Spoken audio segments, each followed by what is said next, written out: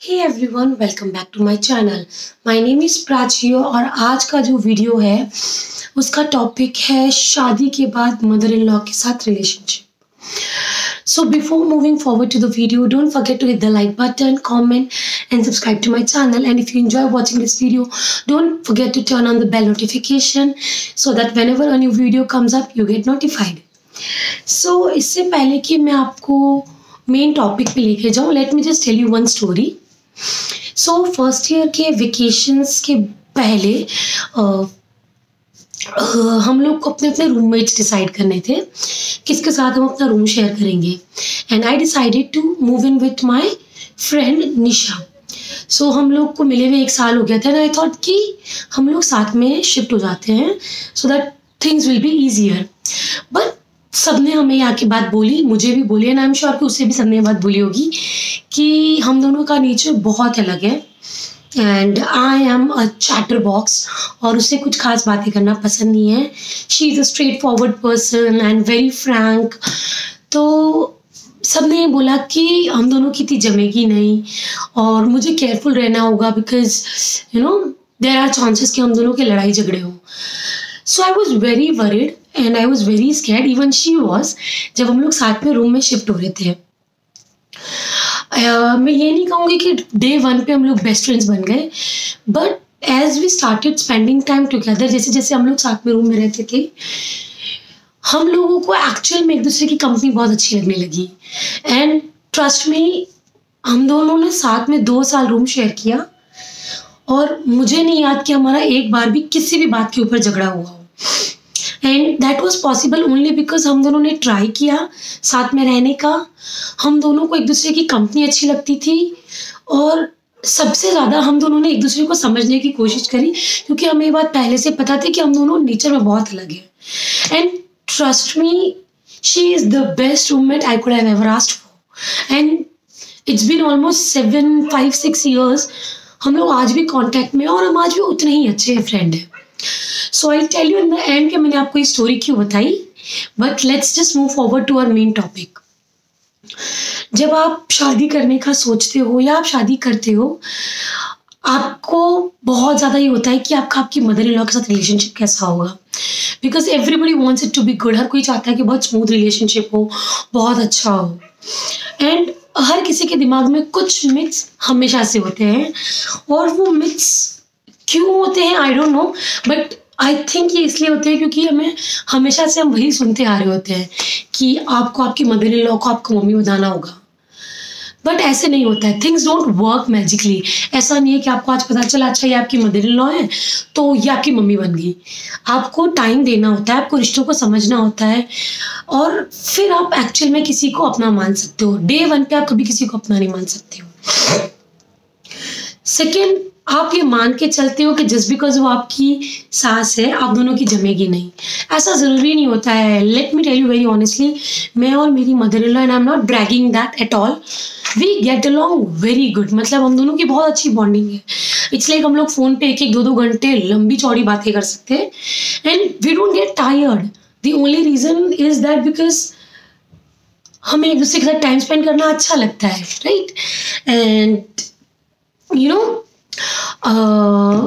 सबसे बड़ी प्रॉब्लम ये होती है कि हमें ये बात पहले से बता दी जाती है कि यार सासू माँ खतरनाक होती हैं, right. I mean I remember this thing very nicely कि मुझे मेरे कुछ फ्रेंड्स वगैरह ने पूछा था कि कैसी है तेरी मदर इन लॉ, मतलब she is good, she is Frank, हम दोनों की अच्छी बनती है, यू नो कि हमारे कभी भी किसी बात को लेके कोई झगड़ा नहीं होता है। और मुझे सबने एक ही बात बोली कि बेटा टाइम आने दे, तुझे पता चलेगा। एंड आई एम ग्लैड कि मैंने किसी की बात पे भी कोई ध्यान नहीं दिया और मुझे लगा कि वो लोग ऐसे ही मस्ती कर रहे हैं। एंड इट्स बिन 5 years, मुझे नहीं याद कि हमारा किसी भी बात को लेकर, काम को लेकर कभी भी झगड़ा हुआ हो। The only reason that is because हम दोनों में ये अंडरस्टैंडिंग है कि हर किसी को अपना अपना स्पेस देना होता है। वो मुझे मेरा स्पेस देती है और मैं उन्हें अपना स्पेस देती हूँ। So what are the things if you are newly married or if you are trying कि आप अपना रिलेशनशिप अपनी मदर इन लॉ के साथ अच्छा करें, तो किन किन चीज़ों का ध्यान रखना होता है? तो आई थिंक मोस्टली जिन चीज़ों का ध्यान रखना होता है वो 3 होती हैं। First and the foremost thing कि सबसे पहली बात, आई गेस वो 3 बातें बताने से पहले सबसे पहली बात आपको ध्यान रखनी होती है कि आपकी मदर इन लॉ के साथ या किसी के भी साथ कोई रिश्ता बनाना, इट इज़ इक्विवेलेंट टू कोई फ्रेंडशिप करना। जब आप किसी फ्रेंड से मिलते हो, किसी इंसान से पहली बार मिलते हो और आप उससे फ्रेंडशिप करने की कोशिश कर रहे होते हो, तो आपको पता होता है कि वो स्ट्रेंजर है, राइट? और आप कोशिश करते हो कि स्क्रैच से रिलेशनशिप स्टार्ट करो। ऐसा ही कुछ ऐसा हमारे साथ भी होता है। इन लॉज से मिलने से पहले आप जितने भी रिलेशनशिप्स में रहते हो, से फॉर एग्जांपल मासी, मामा, नाना, नानी, इन सबको आप अपने बर्थ से जानते होते हो, इसलिए आपके ऊपर कभी भी कोई बर्डन नहीं होता है न्यू रिलेशनशिप स्टार्ट करने का। बट अगर आप अपने ससुराल के जितने भी रिश्ते हैं उनको एक फ्रेंडशिप की तरह कंसिडर करोगे, तो I think things will get way easier in the first hand. So coming back to the 3 most important things I think जो कि हेल्प कर सकती हैं आपको, स्पेशली मुझे बहुत हेल्प करी चीज़ों को समझने में या रिश्तों को समझने में। सबसे पहली एंड फॉरमोस्ट थिंग जो थी वो थी कि I went with an empty mindset. कोई प्री अजम्पशंस लेके मैं नहीं गई थी। आई was very young when I got married, तो एक तो मुझे आइडिया नहीं था कि रिश्ते क्या होते हैं, कैसे होते हैं, क्यों होते हैं। तो I went with very open mindset. I was exactly the same person जो कि मैं अपने पीयर में हुआ करती थी। मैं मस्ती करती थी, मजाक करती थी, पूरे घर में कूदती रहती थी, एंड समहाउ मेरा जो वो फ्री नेचर, फ्री होना जो था, वो आई थिंक हम लोगों को बहुत हेल्प किया हमारा रिलेशनशिप स्ट्रॉन्ग करने में। कभी भी पहले से कुछ भी सोच के मत जाइए।